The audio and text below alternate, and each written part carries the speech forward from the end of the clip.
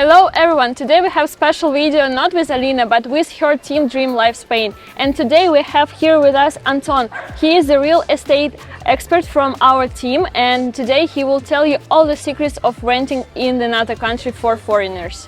Hi there!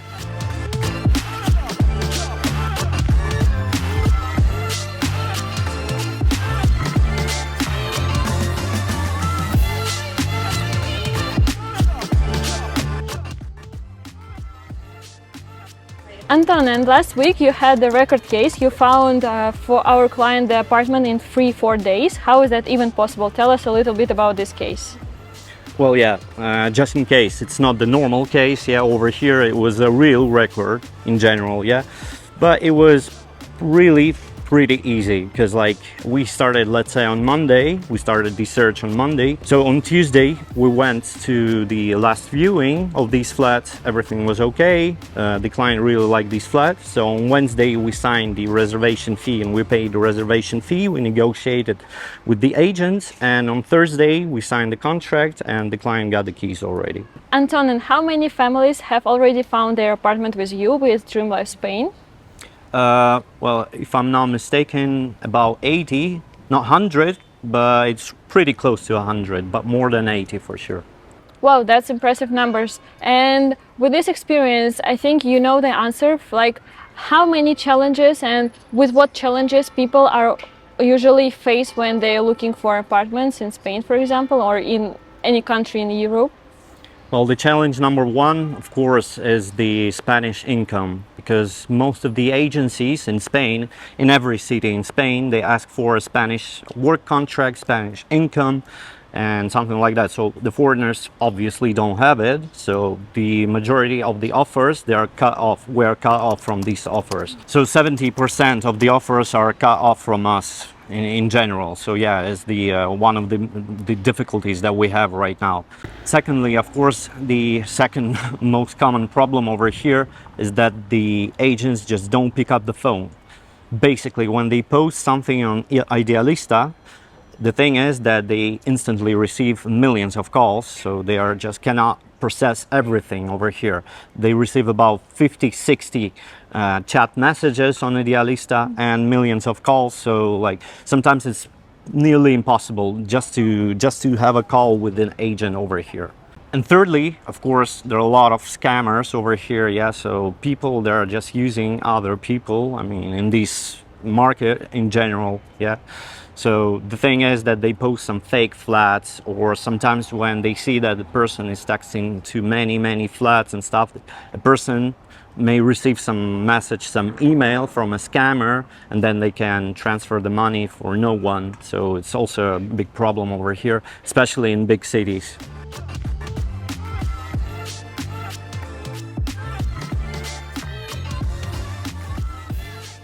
So the self-search is really a tricky question in Spain, and what usually people do by mistake when searching for rent in Spain? Well, generally people do not prepare properly their documents. So I mean, not only the translation wise, but the combination of the documents. When the agencies, the real estate agencies, they don't see exactly where the income comes from. And the second one, when people focus too much on one exact flat. I mean, if you're waiting for so much time for an answer from a flat and something like that, it's better not to, because like you will find a better option anyway, because if they're really slow with the answer, it means that you just need to keep going, keep searching. Okay, yeah, I think that's really useful moment for our future clients, so take it in mind. And let's talk about time frames. How long does it take to find independently or with help of experts from DreamLife? Well, I will just give the example of the friends of mine. They work here, they've got the Spanish income, yeah, the Spanish contracts and something like that. They've been searching for a flat for about 3 months, more or less. With us, usually, well, of course, it depends on the region, depends on the city, but more or less it's about a month. Wow, that's a huge difference. And what helps you to like find the really good options for clients in just 1 month, for example? of course, we know the market right now, yeah. So we don't offer for our clients the options that are not suitable for them, or where they cannot even go through over there. And yeah, of course, over the years of working in this sphere, we know a lot of agents, agencies, and stuff like that. They know us as well, so the negotiation process is much easier with us. Yeah, that's really cool. And by the way, if you want to read more about cases of our team, you can find them on Instagram page. So the link will be here above the video. But let's continue more about the service of searching for rent. What is included in Dream Home service from DreamLife Spain? Well, of course, the search from the scratch, from A to Z. Yeah, so we start with the initial consultation with the client, where we can talk about their preferences, maybe some districts that they would like to live in, their budget, of course. Yeah, then we start the search, the process of the search. We look through many different agencies, many different like platforms or aggregators over here. Yeah, we offer to our clients the options that are most suitable for them. Then they pick these options. So we start with the viewings. Yeah, the client go on viewings, and then we negotiate with the flats depending on the agencies, of course. Yeah, sometimes they request some sort of like the reservation fee, sometimes not. So we make this reservation fee, then we sign a contract, and after that we also make empadronamiento, so it's the flat registration over here, and we change the names of the utilities on the client names. Tell us the most difficult case when it was seemed that it's impossible to find a good alternative, good option for rent for the client. Well, I remember this case till now. So the thing was that we found the flats, yeah, through the agency, the real estate agency, and the thing was that the client had a pretty weird income. It was hard to explain this income, but in the end, yeah, we negotiated with the agency, so the agency was fine with that. But the flat owner, he did not quite understand that, and at first he said us no. But then I asked the agents, yeah, of these flats, because we know each other for such a long time, so to talk with the flat owner, like personally. So we started talking with the flat owner. They fortunately gave me the phone of the owner. I don't know how many times we talked with him, like 4 or 5 times a week, 1 hour each or something like that. In the end, at first he was a little bit reluctant, yeah, with this, but then he decided to meet. So I asked him to meet with us at the office. So he met with me. We spoke with him for about an hour as well.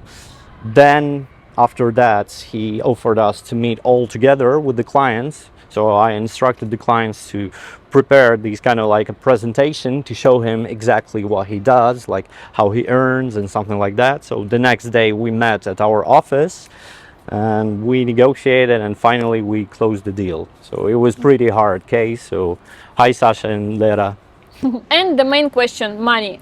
What budget should people plan for rent in Barcelona, Madrid and Valencia in 2025? Yeah, well, more or less, if we talk about Barcelona and Madrid, they are pretty much similar with the price, so starting from 1,500 more or less. If we're talking about Valencia, it's a little bit less, so 1,400, 1,300, starting from this price. Okay, and so now we know the approx budget. What neighborhoods should we consider when looking for rent in Barcelona, Madrid and Valencia?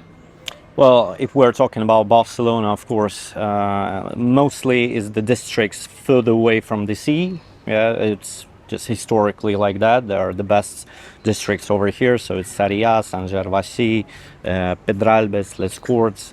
Well, you can also name Navas. It's sort of like this kind of like a family place as well. Pretty calm. If we talk about Valencia, it's the city center, but close to this dried up river, Turia, which crosses the whole city. So it's sort of like Rusafa, Peñaroja, El Carmen, something like that. If we're talking about Madrid, of course, the city center and the districts close to Retiro Park, so Retiro, Chamberí, Chamartín, something like that. And let's talk about the last cases when you found apartments for our clients. Tell us the price and the neighborhood, just to have in mind the approximity to think about for the future move. Well, in Barcelona, it was 2-bedroom apartment for 1,350, close to Plaza España. In Valencia, it was a 1-bedroom flat, close to Peñaroja, somewhere there, 1-bedroom as well. In Madrid, 1-bedroom, 1,500, a little bit northern from Chamberí. So it's like about 1,500 in general for the good apartment in good neighborhood for, like, for example, a couple or, I don't know, small family. Thank you so much for participating in this video, and give us top advices for those who are planning to move to Spain. Well, of course, first of all, choose your city and choose your district. Secondly, of course, prepare your budget thoroughly. And the third one, prepare the list of the documents that will be required from you. Well, and of course, ask us as DreamLife. So guys, this is the end of our really important and useful video for the future expats and those who are planning to move to Spain. And if you want to be our future client and start your dream life in Spain, you can find the dream calculator. The link will be down the video.